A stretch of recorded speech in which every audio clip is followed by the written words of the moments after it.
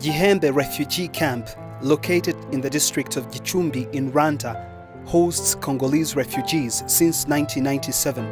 This camp has a total population of 14,530 who live in 3,220 houses spread over an area of 400,000 square meters. The camp is geographically located at 2,200 meters above the sea level. Impunzi muri inkambi ya Gihembe twazakiriye mu 1997 ziturutse muri Kongo kubera yuko hari ibibazo noneho bahungira mu Rwanda tukaba twarabakiriye muri inkambi kugira ngo tubiteho. Due to years of gradual erosion, lack of drainage channels and insufficient rainwater harvesting, rainwater has created its own path downstream, hence creating the ravine.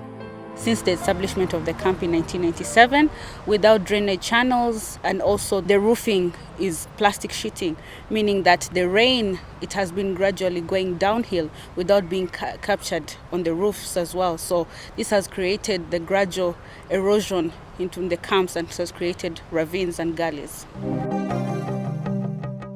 After years of erosion, the ravine has increased in size, posing a danger to refugees and the host community.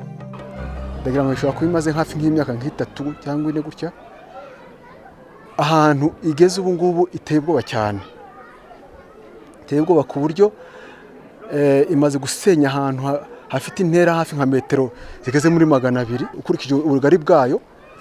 Imihanda twari dufite yarangiritse uko ruhurura yiyongera itwara imirimo y'abaturage. Bivuga ngo abaturage ukazasanga ejo basigaye wari ufite hisambu nta samba gifite kuko ruhurura yose yatwaye bwa butaka bwe bwose. The consequences are many. I would take it from the perspective of the refugees. You cannot live your lives whereby you have a hole next to you. Your children are playing there. So in terms of security, it's really dangerous. And also on the environmental side, it's really damaging. The destruction of farmland has created tensions between refugees and the community. Ntabwo dufite imyanirane mwiza n'abaturage hanze kuko bavuga ko inkambi ari isenya igiturage. The presence of refugees is not causing the problem. As the rain comes, and in Rwanda we have 2 seasons of rains in April and also in September. So when the rain comes, it just takes away the soil. So it has been really years of soil erosion that has created this problem. N'ubu ngubu muri imvura yatangiye kugwa ejo ijoro ryejo hari n'undi hasenyutse. The situation is not easy for the refugees, and given the threat posed by the ravine, those living around it had to be relocated. Yatangira agafere gato baciye kuko gacemo amazi. Ugenda uba munini cyane usatira inzu. Ye cyimvura amazi anyura ari menshi cyane. Wagira n'intuze n'umwuzure ararenga akakomeza na hano. Kamaro kepfiriya uko agenda cukura bigera bizamuka bisatira amazu.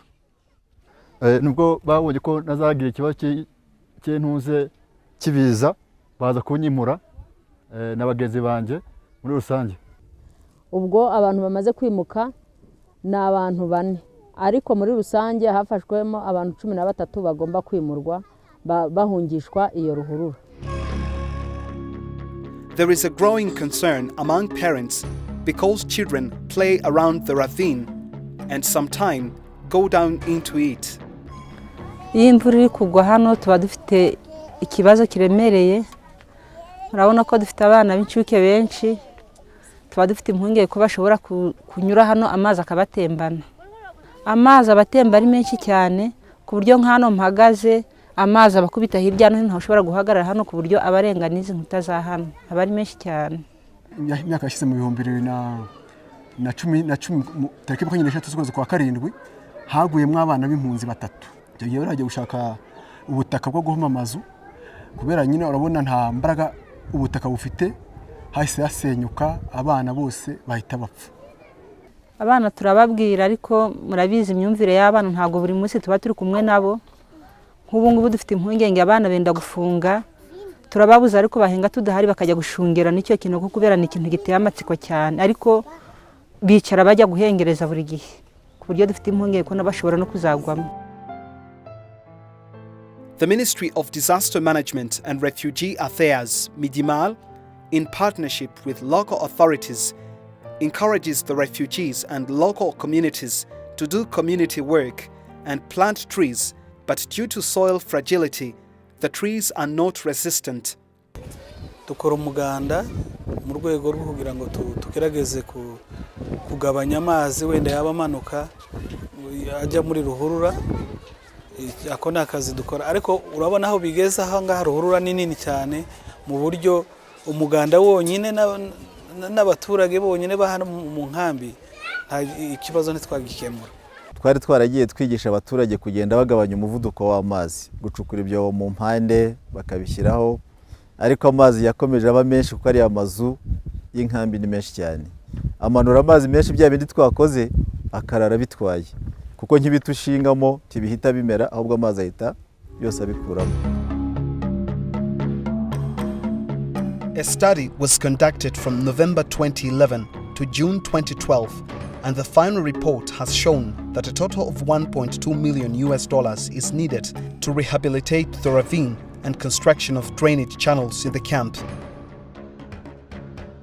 Concretely, the much needed funds would finance human resources, earthworks, site installation, and stone masonry.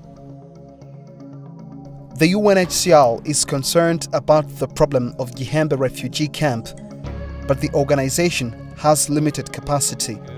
Les ressources très limitées, tant au niveau du UNHCR et du gouvernement, ne permettent pas de faire face à l'ampleur de la problématique telle qu'on l'observe aujourd'hui. When you talk about refugees, people think about food, they think about shelter, they think about water, they think about education. The last thing that really comes to mind is environment. And if refugees are living in an environment that is not secure to them, then this will cause a problem, which has already caused in Gihembe. Something can be done. It's a critical situation, but something can be done. Really need the support of the government. Not only that, but the most important part we need is the financial help from the donors. This is something that is really lacking, and if we're really able to get it, then we can be able to work together with the government of Rwanda to solve this problem. The rehabilitation of Gihembe Ravine has to be understood as a life-saving intervention. Addressing these ravines will not only solve the physical environment issues in the camp, but also in the surrounding local communities. Most fundamentally, addressing this issue will also ensure that safety and security of the refugees and the host community are guaranteed. The refugees of Gihembe camp, overwhelmed by events, are making an appeal to anyone who can help.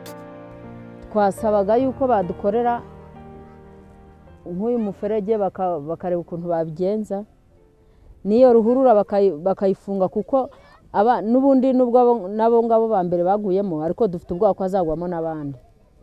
Tuba tusaba leta y'u Rwanda ndetse na UNHCR bafatanyije ku buryo badufasha hano bakasana byihuse cyane. Avec la fluctuation des prix sur le marché, plus nous attendons, plus peut-être les intrants vont coûter beaucoup plus cher et moins on aura la possibilité d'avoir les ressources adéquates. The environmental situation in Gihembe camp requires a lot of attention. This ravine represents a serious problem. More ravines could possibly emerge if a sustainable solution to the problem is not found. I wish, therefore, to appeal to our donor partners to urgently support UNHCR in partnership with the government of Rwanda in addressing this serious matter.